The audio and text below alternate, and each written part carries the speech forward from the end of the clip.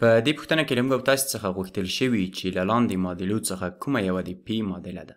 دلته موږ او تاسو ته یو شمېر ځوابونه راکړل شوي دي او په دې ځای کې هم دا ګراف راکړل شوی دی. دا د پی ایکس ګراف دی که چیرې دلته وای مساوي شي له پی ایکس سره، نو په دې ډول سره موږ او تاسو یو ګراف لرو.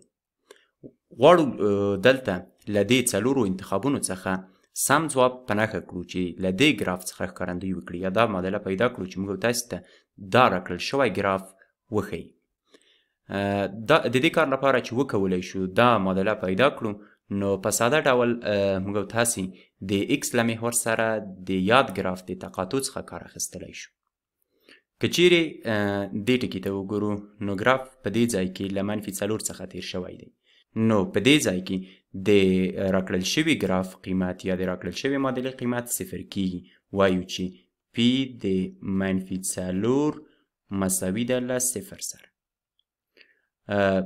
که چیرې یو حد یې ورته تعریف کړو، ځکه په دې ځای کې هم موږ تاسو ته د معادلې د ضرب په ډول راکړل شوي دي. نو که چیرې یو حد داسې یو حد واوسیږي چې x جمع 4، نو که چیرې دې ته موږ تاسو -4 قیمت ورکوو نو دا حد صفر کیږي او په ضرب کې چې که چیرې بیا دا له پاتې نورو سره ضربوو هغه هم صفر کوي. دویم ټکی چې هغلته تقاطع شوي، لومړی خو دا ځای شو، دویم ټکی دا ځای دی.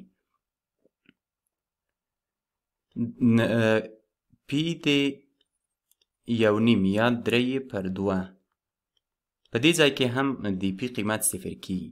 نو که چیرې دې ته یو حد غونته تعریف کړو نو دا به په داسې ډول یو څه وي چې x -3/2. دا که چیرې په دې ځوابونو کې وګورو نو دلته په دې ځای کې دا یو او دا یو سم ښکارېږي. خو که راشو دا ځل دا وګورو، دلته موږ تاسې کوم x -3/2 نه لرو، خو لکه د مخکې په څېر که چیرې دې ته یو ثابت ضرب کړو لکه 2، دې ته که چیرې 2 ضرب کړو نو دا ځای به دا صفحه به لږ څه ښکته راولم، نو دا ځای به 2x -3 شي چې په دې ځای کې دا یو دی. ښه، او په پای کې که چیرې دې وروستي ټکي ته وګورو چې په کوم ټکي کې تقاطع کوي نو هغه د p3 دی. p3 مساوي دی له صفر سره. که چیرې د دوو حدونو په ډول ولیکو نو دا ځای به x -3 شي، ځکه که چیرې دلته x ته 3 قیمت ورکوو نو 3 -3 صفر کیږي. x -3 ګورو چې دلته هم دی. نو په ټوله کې ویلی شو چې زموږ او تاسې ځواب د ډي انتخاب دی.